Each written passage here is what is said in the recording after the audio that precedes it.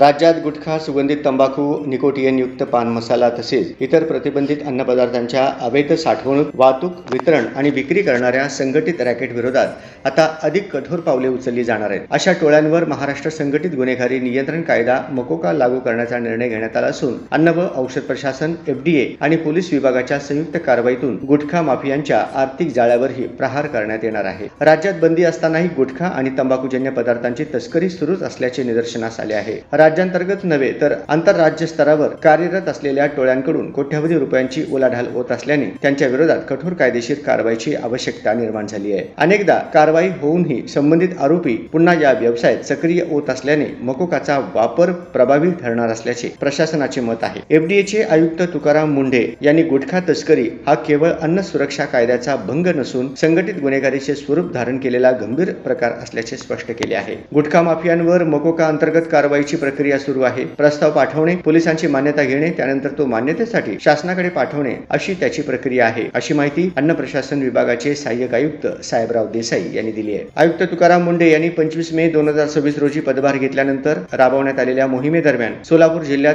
36 कारवाया करण्यात आल्या आहेत. 35,77,597 रुपयांचा मुद्देमाल जप्त करण्यात आला आहे. यामध्ये 35 गुन्हे दाखल झाले आहेत.